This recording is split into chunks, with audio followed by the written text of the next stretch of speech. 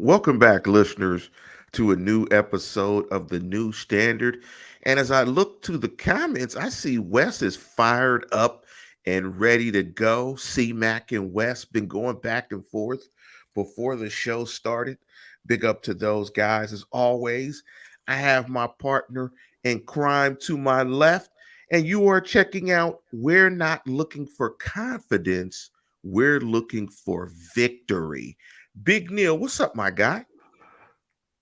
It is a crazy day thus far, Lance. We are looking at a Steelers team that has already found a way to create unintentional drama surrounding the preparation leading into a game. The Steelers, who spent the night randomly in Kansas City after trying to fly back from Las Vegas, lost a day of prep slash rest, stuck on the tarmac at the airport in Kansas City.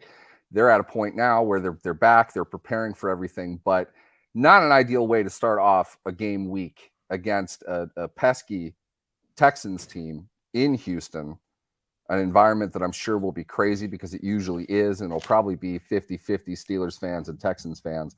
DeMeco Ryans has that team playing a lot better than the way they looked last season. They've got a young quarterback that they're doing good things with right now. The Steelers could have used all the help that they can get, considering the way they've looked for good chunks of each of the last three games. They're not all there yet either. I think this is going to be a battle, Lance, and because of that, I'm excited. I'm fired up. This is going to be a fun week. Yeah, that's the one thing I was trying to illustrate to listeners on the program is that this is a heart attack season. I mean, this is absolutely like if you take heart meds, if you've got something wrong with your heart, or if you're squeamish at all, and you turn your head from the screen, it's one of those seasons so far this year. And but before we get into all of that, as always, you're listening to the New Standard. If you want to check out the program, go to YouTube and do a search for Lance Williams and or Neil Coolong. And however you get your podcast, you can get it that way by doing a search for the New Standard. You can get your podcast there. Again, want to thank everybody who have hopped onto the program this early. Big up to Marcus J, Noah K. Noah K said it'll be 80-20 Steeler fans. Um, I'm not, I wouldn't be surprised. Big up to new listener Joey Greed. Assalamu alaikum to you, my brother. Uh, Big up to you. Big up to Ollie Howard, Species 5618, and everybody hopping onto the program. Now, Neil, I know due to time zone issues, you were not able to hop onto the post game, but I wanted to get your thoughts on the game, and I want you to share them. What the audience? What stood out for you in Sunday's victory uh, against the that dreaded team? The fact that the offense was able to run plays, I think, says a lot. I saw a post recently that was talking about play calling issues the first two games compared to the last one. It didn't point out the fact that they actually ran plays in this game. They possessed the ball. There was some success, but there's still a lot of the same issues that we've seen. The lack of explosion in some drives. They obviously got some big plays. We saw some big plays.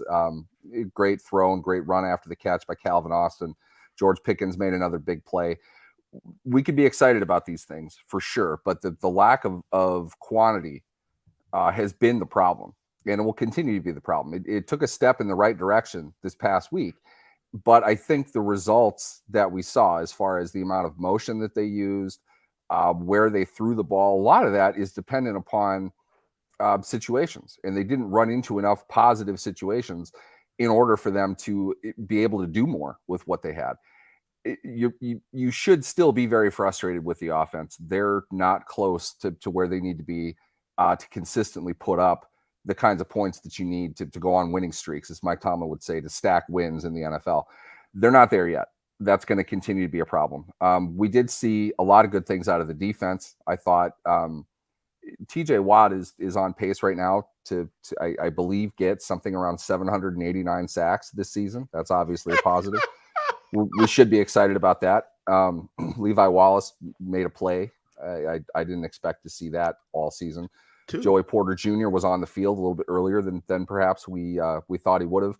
but it's not going to be a secondary that is consistently tough. They're really going to have to make everything happen with their front seven. And the absence of Cam Hayward, I think, once again, showed a little bit of a problem, but the depth is getting better. That's an area of the team, Lance, that we highlighted this offseason. They have depth. They can do a lot better. The depth I was speaking to was more situationally than anything else. I did not anticipate Hayward being out for a large chunk of time like he is. That would have an impact on any defense. So there are some good things to take away, but I can't do that without establishing really up front that the Las Vegas Raiders are a bad football team. They had ample opportunities to win that game. Jimmy Garoppolo became the second quarterback in a row that somehow managed to perform noticeably worse than the Steelers quarterback did. And that was the difference in the game. You get average quarterback play from either one of those teams, and it's probably a 2-score game one way or another.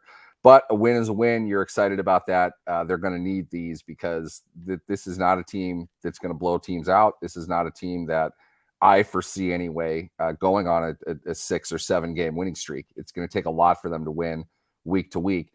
Houston's not a team to look past, and Baltimore certainly isn't after that. So this begins a tough stretch, and after the first 3 games, I'm not sold on what they can do yet.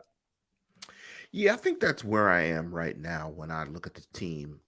There's some numbers that stand out on the offensive side of the ball that are troubling. One of those is that, like you said, they don't generate a ton of explosives. The other thing, as an offense, they're not very good on third down, and they're not actually very good on first down either.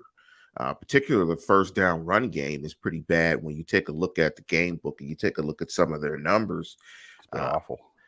They are, when they run the ball on first down, I mean, you're getting a ton of 0, 1, 2. And what it's doing is it's setting them up in bad down and distance situations on third down, which makes it very hard for a young quarterback to operate. And so there you saw it moving in the right direction, and maybe they needed the Raiders. Maybe the Raiders needed to serve as the slump buster to get the offense the confidence that they need to move forward, that they can actually do something, because it's a confidence game as well. As much as we talk about scheme, X's and O's, and all that other good stuff, it's a confidence game as well. You kind of got to see it getting done on the field to have confidence that you continue to replicate what you're doing. But the other thing that kind of sticks out is they're just not generating enough red zone attempts either. I think they're averaging 0.7 red zone attempts a game, which of course you can't average 0.7. That's not real in terms of a number for football. But what it illustrates is, over the first 3 games, they just don't get in the red zone. And I don't know how you can sustain, not getting in the red zone when you play against teams that get into the red zone close to 3 times a game against you. I mean, at some point in time, what is it? The bow is going to break. Is that what it is? The bow will break in this case. Bow, yeah, that's for sure. Whether it's a saying or not, it's accurate. The bow will break. So, there are some troubling things again on this offense, and I feel like we've said some of these same things last year and the year before that. It seems like they're on a perpetual hamster wheel of inconsistent offense. And I think I'm convinced with the defense, even with the secondary being iffy. I think I'm convinced that if you couple this defense with a serviceable offense, maybe ranked 12 offense, that this is a team that could stack some wins. Anything else stand out to you over these first 3 games? I think the offensive line play has been spotty. Pass blocking, pass protection has been spotty. Anything else that's standing out to you on the offensive end in these first 3 games that you've seen? I think the best way to put it, honestly, is we could go back to last year's shows around this time and probably sub in the exact same thing when we asked and answered those questions. This team hasn't changed. It's the same. It's frustrating to watch. They are It's not any one player. It's all of them at different times, though obviously some are much better than others at not making it um, as noticeable. You probably noticed the Olay block that Dan Moore had on Max Crosby that led to a big hit on Kenny Pickett. Things like that are not getting done, but the problem is in the run blocking is horrendous. They can't figure out what scheme they want to go with, and nothing is working. You and I talked about this offline prior to the show. They ran zone the second half of last season, and they got a lot better at it. That became a staple for them. They could build an offense around their ability to run inside and outside zone. They can't do that now. And I don't understand why. They should have only gotten better as a unit. They had those 8 games where things were working well. They kept the same coaching staff in place. They added a much better guard than they had last year in Kevin Dotson. Kevin Dotson was not the reason they ran inside or outside zone well. Isaac Seumalo should be able to run that better. I don't understand why it's not happening, but that is a huge reason why they're running as few plays as they are. They're possessing the ball as little as they are, and their running backs aren't producing anything. Now, we can get into a critique of the running backs another time, but the offensive line is not winning the battles up front consistently enough to expect them to be able to get at least a couple first downs per drive. They're nowhere close to that. They started off the game with three and outs last week. It's typical. You could expect that to happen again on Sunday. They'll do the same thing over and over again because they're not winning, and they're continuing to try to do what they need to do because these are basic things. If you can't do that, what makes you think you can unleash the most complicated game plan in the world? You're not able to build on anything. You're not going to be able to sell anything. And so to me, everything right now is coming down to the offensive line, their lack of ability to control the line of scrimmage play to play. They're not able to do that. Yeah, and it's not surprising that, people kill PFF. I've always say that is that when you saw them play a little better, and it was the Raiders, that it looked a little better. And considering who they played in the first 2 games, the Niners and the Browns, you couldn't have inconsistent offensive line play against those 2 fronts. I mean, those were the 2 defenses where you couldn't try to figure it out against. But the Raiders gave them a little bit of time just to tread. And again, I think Kenny is serviceable enough, but I think he needs, he only started 16 games. He's just now going to start his 17th game, I believe, next week. So they have to get better. But it's good. It's good, like Tomlin says, to correct with victory. So as inconsistent as they've played, and he knows they have to get better. They are 2-1 to stop, on top of the division. Let's jump in. Let's switch reels and let's jump into this Texans game. Give me your thoughts from the Steelers offense going up against this Texans defense. What do you think? What do you think about this defense for the Texans, and what do you think about the Steelers matching up against it? The thing with what's essentially a new team in Houston, they've added new guys. They're building on something. This is not expected to be a big year for them. When you add something new to what you have, and it's going to be more schematic based than anything else, it's going to be wildly different from week in to week out. I thought they played a phenomenal game last week against a Jaguars team that, for the life of me, I can't figure out. I felt they were going to be one of the best teams in the AFC. They haven't played like that at all to this point. Houston dominated them. They really did. And you wouldn't think they'd have the personnel to do that. When you're putting out Steelers legend Steven Nelson for a pretty significant amount of snaps every game, you shouldn't succeed as much as they do, but they do. It's not Nelson. It's the scheme that they run. DeMeco Ryans, in my opinion, is the best defensive coach in football. They're going to have a lot of success when they start bringing in the guys that Ryans can coach, that he wants to coach. You'll see them spend a bunch in free agency come up in March. His kinds of players, guys that he's been with before, they're going to progressively get better. That scheme, though, is really tough when you have the experience to back it up. They've got their own tape. I think that's probably more of what they're concerned with as a team rather than their opponent right now. How are they doing the things they need to be doing? And they're going to be able to add to it week in and week out. So in a way, it's almost like they're not good enough to be the same team every week. They're going to continue to add to what they're doing. And Ryans is that good of a coach, in my opinion. He's going to be able to get them going in the direction they need to go. And I think this is a real exciting game for them, considering how flaccid and one-dimensional the Steelers' offense is. They're going to be able to do a lot of the things that make them good in terms of their scheme. They're going to be able to be aggressive. They're going to be able to push what they want onto the offense. I think you're going to see them dominate the game for maybe a couple drives at a time. They're going to have success doing the things that they do.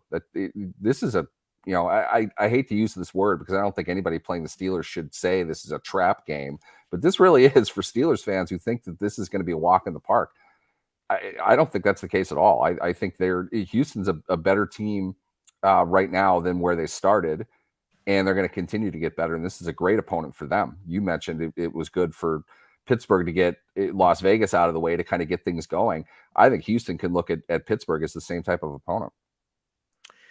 Let me ask you something before I jump into the other side of the ball. And you talked about the Steelers' travel issues and how it may impact preparation. Just how much do you think? And by the way, it's incredible. The Steelers are a minus 3-point favorite in this game. How much impact do you think that issue, the travel issues, will have on their preparation? Is there anything that they might have had put in, or anything that they might have done in terms of preparation for that Texans game? Where they may not be as impacted as you may think. I don't know. They're obviously paid a lot more money than I am, but have you ever been stuck on a plane at a tarmac for an hour or two? Yeah, it's pretty boring. It sucks. It's terrible. They were there all night.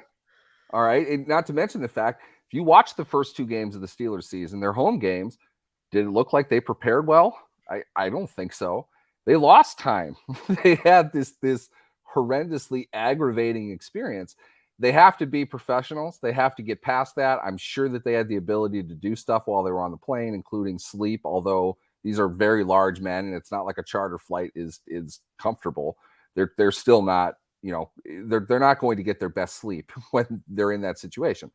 I can't help but think that's going to affect them in some way.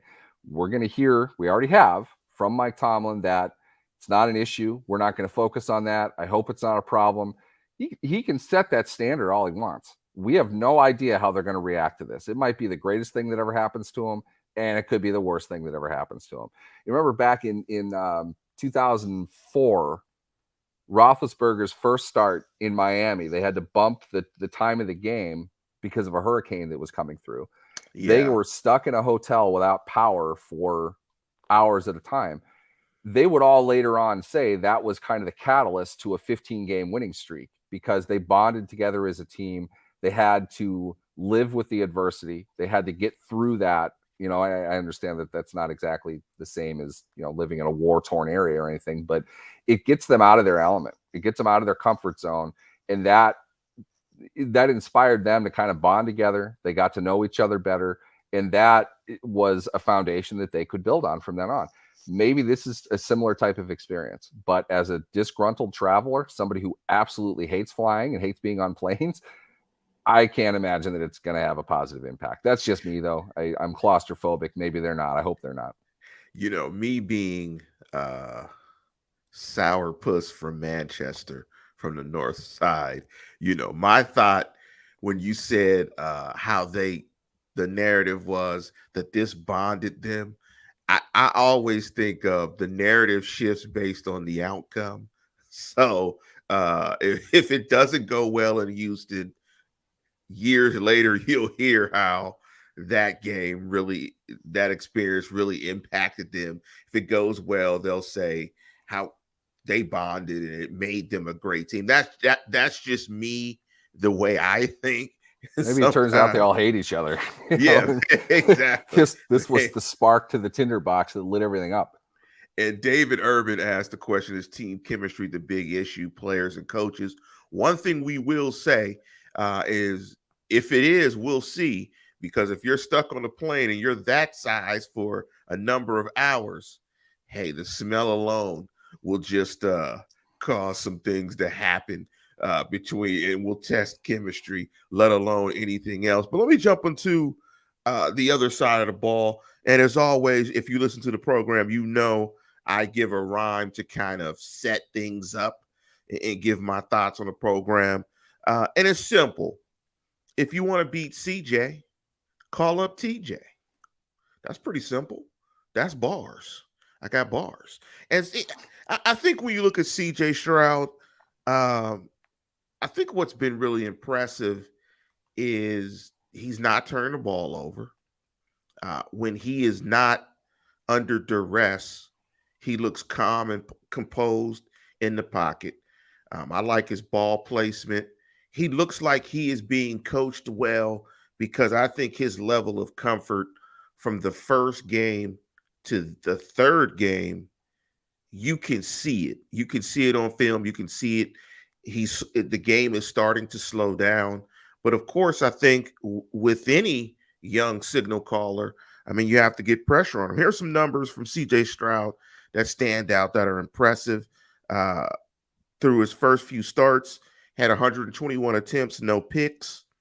In game three, overall grade of 84.3, which was fourth amongst quarterbacks, according to PFF. Um, Played very well in a clean pocket. He was 14 of 21 for 234, two touchdowns. Um, and his grade in a clean pocket is the league leading 91.1. So I think you could see what stands out with him is, I mean, you've got to get young signal callers playing fast. You've got to get them seeing ghosts. You got to get them uncomfortable in the pocket because he hasn't played a lot of football at the NFL level, obviously. And I think the best thing that the Steelers do is get pass rush. Pass rush is their best. And I think going up against Fant and Jones is a great matchup for TJ and Highsmith, who are playing fantastic football. I mean, probably the best two pair outside edge rushers in the National Football League. And so I think if they want to be Houston, I think it really starts with their ability to pressure CJ and kind of control the game that way. What's your thoughts in this matchup between this defense against Houston's offense? I think it starts and ends with the Steelers' ability to get to Stroud. Stroud showed last week against Jacksonville, which I would have thought Jacksonville would have a better pass Yeah, rush yeah. than they have at this point. I'm not sure what's going on there, but they didn't get to him. He had time and he delivered. It was a big game. Stroud looks really good. Very impressed with him through 3 games, considering if you want to make the argument that the opponent, the level of quality of the opponent went down after his week 1 game against Baltimore, and Baltimore ate him up pretty good. Okay, but he's a rookie. To be honest, he's looks a lot better than Pickett does at this point. I think again Absolutely. they have the advantage of quarterback in this game. They're going to have to rattle him. That's not even an option because, frankly, they're going to get beat. I think any team gets beat if you don't get to the quarterback. Jacksonville didn't even register a sack or a takeaway. I mean, Stroud did whatever he wanted to do. Are they going to be able to do that game in and game out? Probably not. And the Steelers need to force that issue onto him more than anything else. They need to get into windows, like you said, make him see ghosts. TJ Watt is as real as it gets. You could put him in his face all game and you'll win. They're capable of doing that. TJ Watt can take over games like that, although I would say to this point, Watt, who is a big play guy, snap to snap hasn't been as dominant as you hope that he would be. You hope that he can put all of that together through 4 quarters because they need him to. And to some degree, you might say, well, they paid Alex Highsmith. They brought in new linebackers. They've loaded up on their defensive line. Watt isn't the only guy that can make these plays. Yes, but none of them are TJ Watt. So Watt is a huge part of what the Steelers are going to need play to play to keep Houston offensively off the field and to try to figure out what they can do on offense and control the game. Watt's going to be instrumental in this. And one of those games, if he can make a play early, if he can put Houston back on its heels, they're going to be more successful over 4 quarters if they can get up on him early and make Stroud push a little bit. But if he's comfortable, like we saw last week, he's a killer. The kid's good. One thing I want to jump into, I want to give you some Stroud numbers before we jump into our predictions.